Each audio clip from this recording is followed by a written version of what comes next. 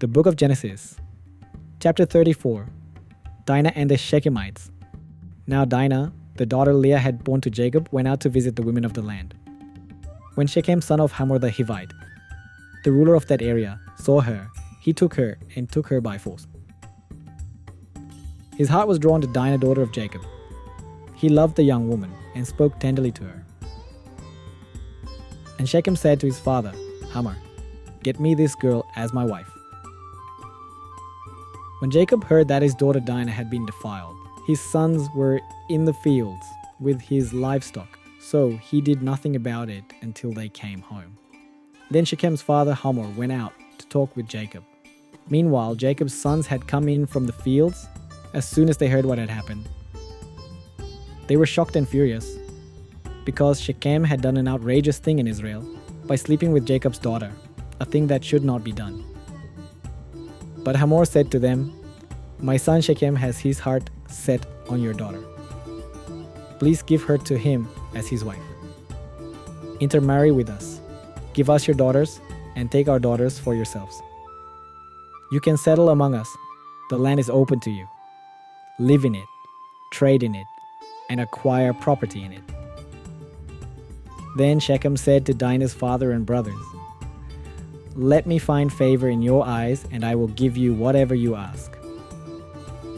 Make the price for the bride and the gift I am to bring as great as you like, and I'll pay whatever you ask me. Only give me the young woman as my wife." Because their sister Dinah had been defiled, Jacob's sons replied deceitfully as they spoke to Shechem and his father Hamor. They said to them, "We can't do such a thing. We can't give our sister to a man who is not circumcised.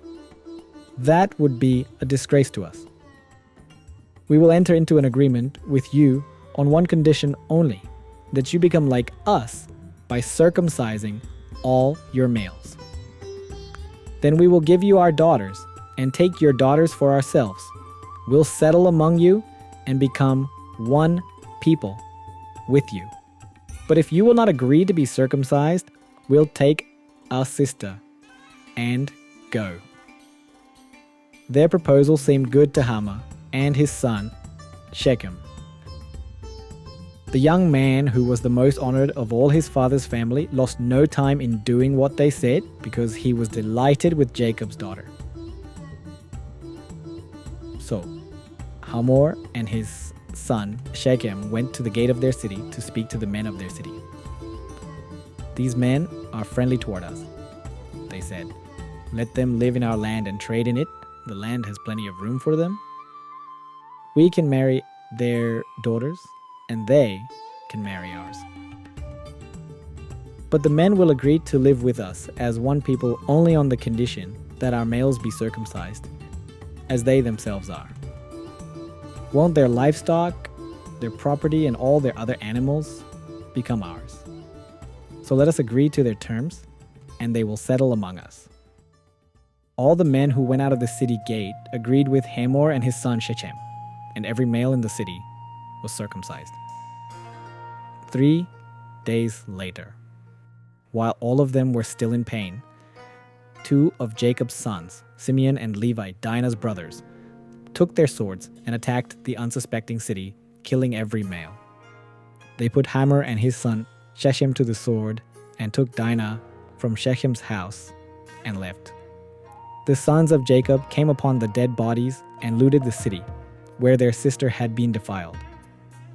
They seized their flocks and herds and donkeys and everything else of theirs in the city and out in the fields.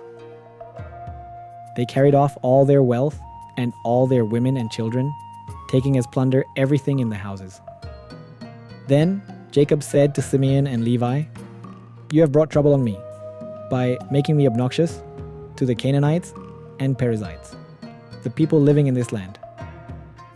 We are few in number, and if they join forces against me and attack me, I and my household will be destroyed." But they replied, "Should he have treated our sister like a prostitute